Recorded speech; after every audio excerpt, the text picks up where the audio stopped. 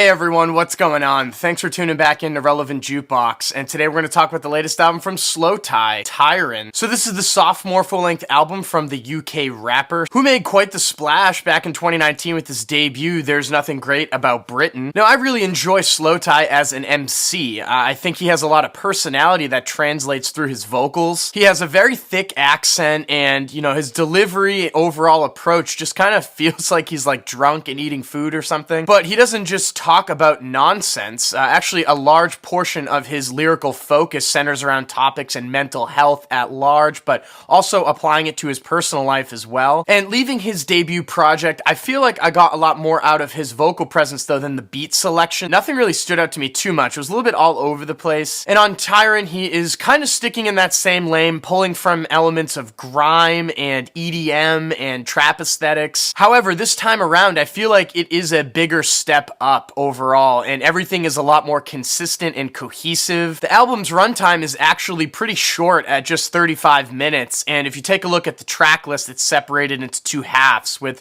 the first half being in all caps, second half being in all lowercase, representing the various moods. So for tracks 1 through 7, it is much more aggressive and in your face, and then the second half of it is so much more somber and emotionally volatile. But all of it kind of fits together, even though the mood changes pretty drastically from front to back. And it kind of has this sort of feeling like you're driving around in the evening time, just like the cover image would suggest. Now, if you were already following slowthai, I think a lot of the appeal to this project is pretty obvious on the surface. And honestly, even myself kind of struggled for a little while, just trying to pull out things about the project overall that really stood out to me. Because I kind of just put it on and enjoy it overall. There's nothing really too crazy or left field or unique that slowthai brings to the table that stands out to me. It's all just executed really well. I will say the path that he takes on the second half of the project I did like a little bit more than the first half, even though there were some fair share of highlights in the first leg. One track though that kind of left me scratching my head a little bit was What? Probably the best beat on the whole project, at least on the more aggressive side of things. And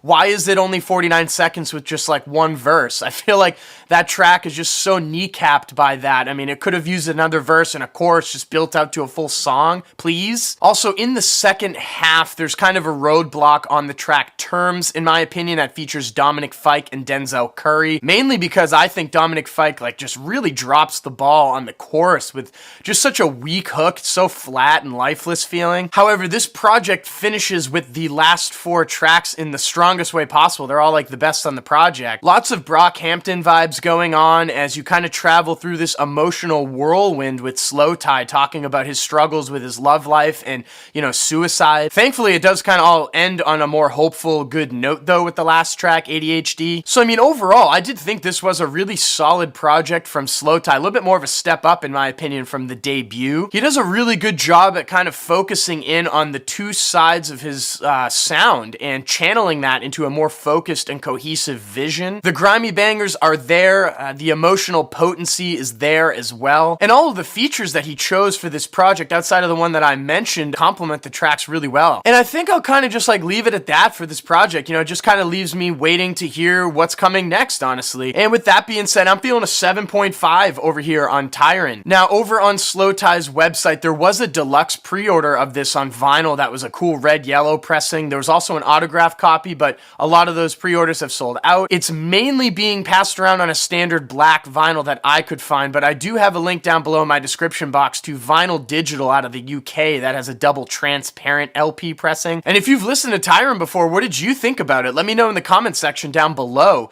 And as always, guys, thank you so much for watching. Make sure to like and share, and if you want more content from me, hit that subscribe button. Peace.